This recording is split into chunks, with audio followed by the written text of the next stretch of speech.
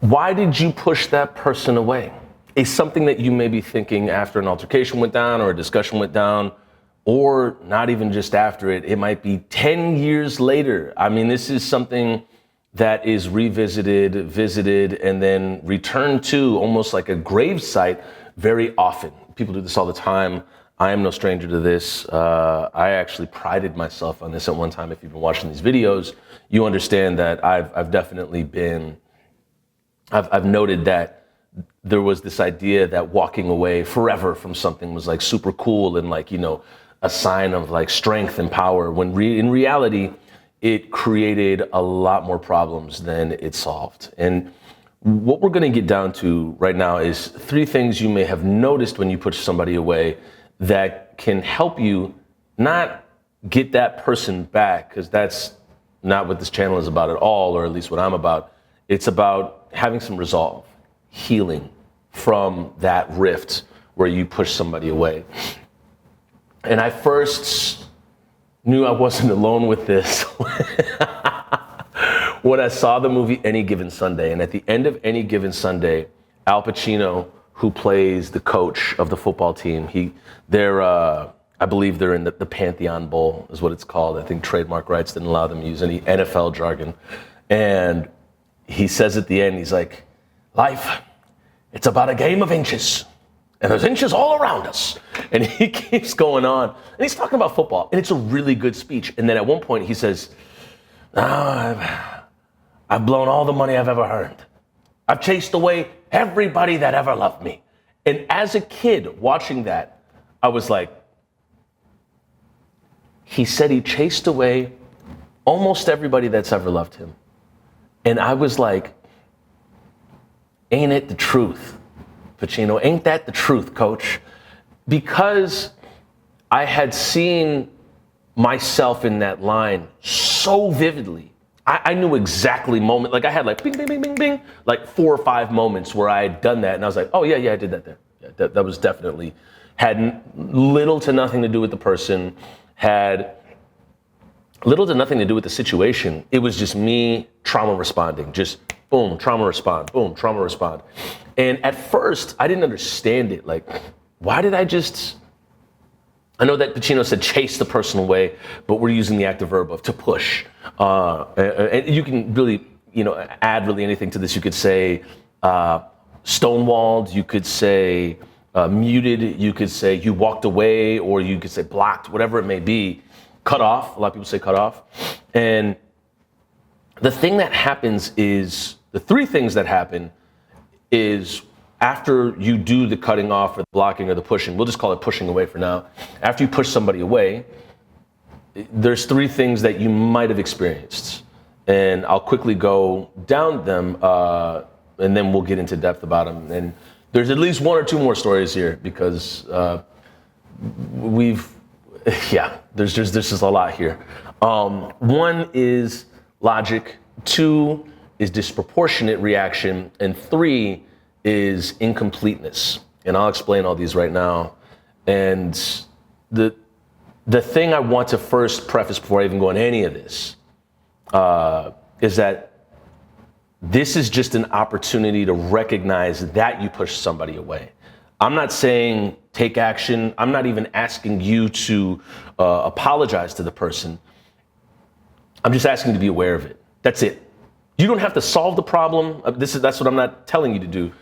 This video is not about solving the problem, apologizing, approaching that person, engaging with that person. This is just about being aware that you actually did it, that you pushed somebody away, and unraveling, getting in there and figuring out why did that happen, if it still gives you discomfort. If you drew a healthy boundary and you were like, okay, no, we're out of here, and you're still cool with it to this day, then by all means, skip through this video, move on to the next one. This is about when you know that you pushed somebody away and it was most likely too early. It just didn't make sense. It didn't make sense. And this is the first thing you may have noticed when you push somebody away. It didn't make logical sense. A plus B did not equal C. And this could have been because it was purely on emotion, or it almost felt like you were operating on something outside of the entire scenario. and we'll get to that in a second because that's a real big thing. It almost feels like you were pushed or pulled to just get this person out. I got to get him out of here. When you feel that it doesn't logically make sense, we have to dig deep down and figure out, okay, so then why did we do it? Why did we do that? What are we, and I think this is a great question to ask yourself, what are we protecting? What is being protected in that scenario that we did not know we were vulnerable? We feel like we would, risk being abandoned, risk being hurt, risk being having our heart broken, risk risk getting out of our comfort zone. All those things, are we protecting that? What's going on? What's really happening here? When it doesn't logically make sense, you're like, wow, that was purely emotional. I probably could have handled that better. That is something you may have noticed when you push somebody away, when you probably in your life and in your arena didn't have to. When you didn't have to. And there comes to a point sometimes where we feel we have to push somebody away, or we have to make a healthy boundary for us to grow or expand. However, we can constrict and devolve when we push people away sheerly because we are engaging in condemnation and stonewalling. This is when we're protecting our ego, or we're protecting the story that we tell ourselves of who we are. Oh my God, I can't have this disrupted. I can't do that.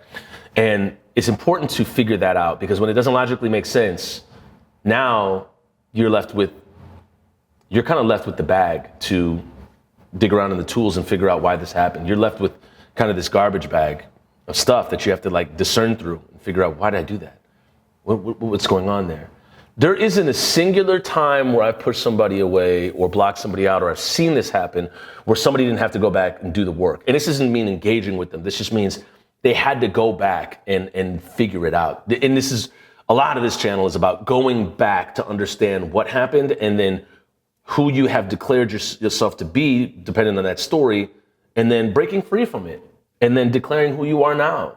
Basically figuring out your identity by cutting ties with the story that you've handcuffed yourself to. And I think it's super important to do that. But the first step to doing is you have to recognize it. And if it felt illogical, that is one first step to recognizing it. The second one is that, it's kind of ties into the second one. It's a disproportionate reaction, or it was deviceful, where you did it just because you wanted to. And I'll give an example here. It's like when you find a loophole in some type of contract you had. Like, example, if you've ever played red light, green light. Now, working with kids, there's like red light or green light, and everybody moves. They say red light, and you stop. And if you move at all, then you're out. But if you move after they say red light, then you're out. And I've watched this time and time again where, there will be one kid that has it out for another kid. And they will just say, saw you move. The kid never moved. They just wanted to get him out because they're in control of the field, and they're exercising their power, and they can do this now. It's somewhat an abuse of emotional agency, or it's essentially robbing somebody of any emotional currency. Like, it's just saying, I didn't like that, get out of here. It's just like, boom, disproportionate reaction to something that may not have even happened. So you have to ask yourself, why did you utilize this power to just boot somebody out just because you wanted them out? Just because you found a little, why did you need to find a loophole just to eviscerate this person from your life? Just excommunicado. Like, the reasoning is not making sense. And it's being almost weaponized in a sense. It's like, no, you did leave the toilet seat up. We talked about this, get out. And it is then the understanding that it's not about the thing that happened. It's not about red light, green light. It's not about the person moving. It's not even about what you think you saw, or you tried to utilize some form of gaslighting to get this person out. There's something deeper going on. And when that person leaves, and here's the big thing, the goal to all of this is, you push that person away, but your problem still remains. You can push as many people out of your life as possible, but lo and behold, the relationship that you still have is with you. you're still stuck with yourself. Stuck, or, however you want to utilize that verb by saying, it could be a good thing. Stuck has got a negative connotation to it. You still have to deal. You still have yourself. And regardless of how many people you push away, you will be the common denominator in that pushing of people away. And once you start to notice it, as Al Pacino did in his speech, chased away everybody in my life that loved me. And the end part of that is brilliant because it's the people that loved him. And when people show care and compassion and love for us, that is sometimes tough for us to take. And sometimes we don't feel like we deserve it. So we just say, get out of here. I need to have the story I feel comfortable with. Otherwise, I'm, the devil versus the God you don't. And when we are approached with this offer for a life that it could be bigger, more expansive, and just growth oriented, it definitely can scare the S out of us because we don't know anything about it. It's outside of our comfort zone. This happens all the time when a lot of people who are sometimes caught in patterns of behavior. You can relate this to a lot of things. I want to be as vague as possible about it. They are offered a way out, and they do not take it. I said this before on this channel. You can take a horse to water, not force it to drink water, but there are some people that don't even want to be told about the water at all. Even the proposition of that is an insult or offensive to them. And when you say something about leveling up or whatever, they'll try to eviscerate you because that can't exist in their world. So when you start learning why you're pushing people away, you can start learning why you are pushing. And once you start to learn that, then we can get to the bottom of it. And if you still want to keep pushing people away, cool. But at least you know why you're doing it. So there's that. I'm never gonna, I might slide some opinions and whatnot in on this channel, but the biggest thing is I'm not here to tell you how to think or live. I'm just here to give you some questions that'll hopefully challenge you and give you a better perspective on your life so then you can then have a better life. That's kind of the core of this channel. Now, here's the third thing that you may have noticed when you push this person away. Doesn't feel complete. When I just said goodbye to a friend today. Co-worked, got a bunch of prompts done for this channel, left, bye, complete, we're done. Probably call that friend later, co-work again or whatever. But it's complete. There was nothing left undone. There was nothing else I could say or they could say. This was what it was.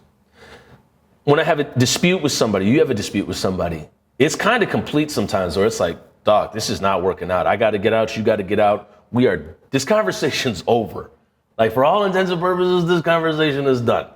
And you feel like a certain completeness after it. With this, there is an incompleteness. The function of removing someone from your life should be for the betterment of your life. This is in interventions, you say, I can't be around you if you're still acting this way, or if you're still displaying this behavior, or using this substance, or using this language. And so the intervention is, you're intervening so you can have a better life, so you can have an uninterrupted life. You can get at the good work that you want to do, keep it going. But with this, it almost feels like, not because the person's gone. I want to note on that. It's because you took the action of blocking them out and pushing them away. You feel that you're now set back. Your actions set you back.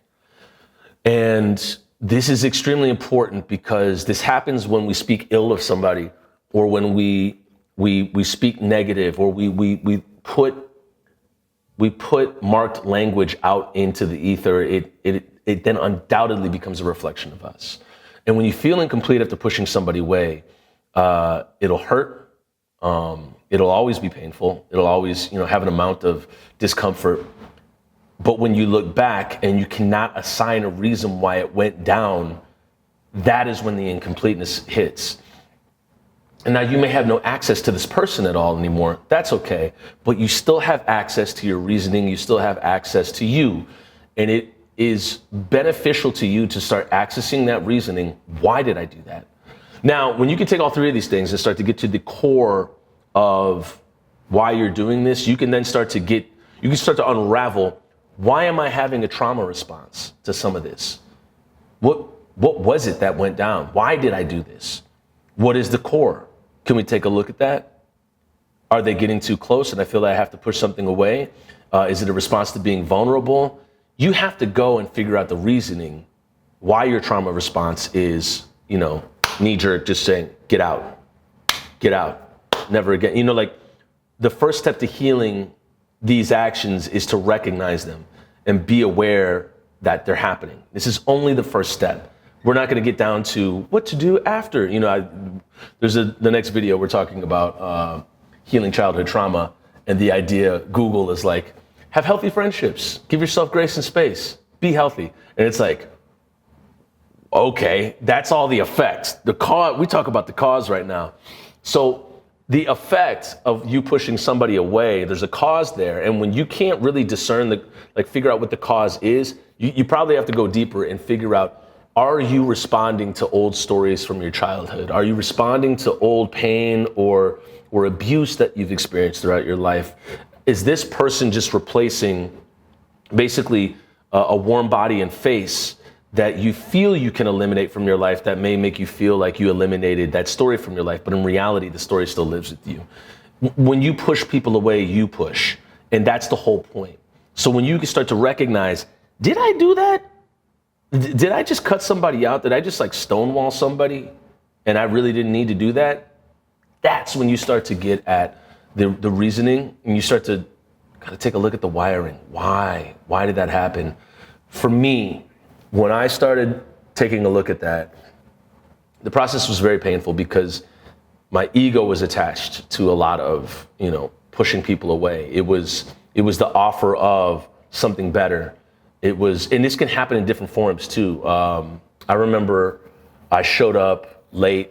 I woke up 2 hours late for a film gig, and it wasn't that I lost the role. It wasn't in any of this stuff. It was just, why did I allow that to happen?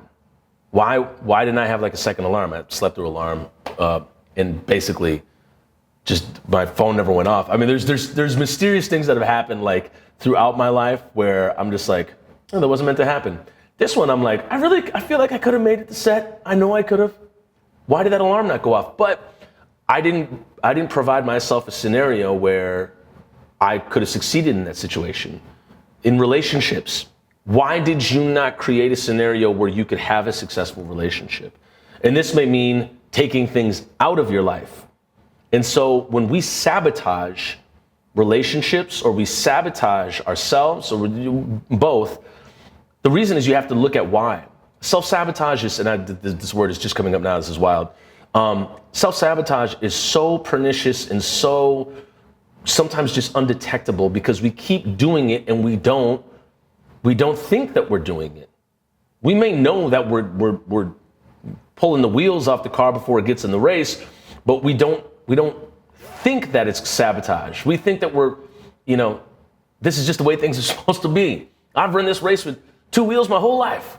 I don't know anything else different than 2 wheels. And so you have to start taking a look at your life and understanding, why are you sabotaging it, and why are you not permitting you to have the things that you have sometimes said that you want. And I think a lot of these things here, feeling it's illogical, feeling it's disproportionate, or feeling incomplete, is because you've already noticed you want relationships like this, or you want jobs like this, or you want a life like this, and then when it approaches you, you sabotage or push it away. And you have to get to the bottom line of why you are doing that in your wiring as a childhood. Like, what is the trauma response? Why is the trauma response happening here? And then how can we take some time and start to heal that? Now that's when the other things come in, when, healthy relationships, giving yourself grace, taking care of yourself. That comes after we learn that we are doing this. You have to recognize this first. And if you do not take responsibility for yourself sabotaging parts of your life, you cannot change it. Transmutation comes with awareness. So the first thing is first. Let's take awareness of where we might have possibly sabotaged things or pushed people away in our life. And at the end of it, this is the big part. Take inventory of where you have limited yourself, where you have pushed yourself away when you wanted something. I think once you can start taking note or inventory of this, then the change can start. But this is just the first step. There's a video on the first step. There'll be many more videos on this later on, but best of luck on taking this first step. And I look forward to hearing any stories that you want to put in the comments. I know that that can be terrifying, but I definitely encourage you to drop notes in the comments of any other ways that you've noticed when you push somebody away. Like, what did you notice right away that, whoa, I don't think that was the right move? All right. Thanks so much for watching this video. We will see you in the next one.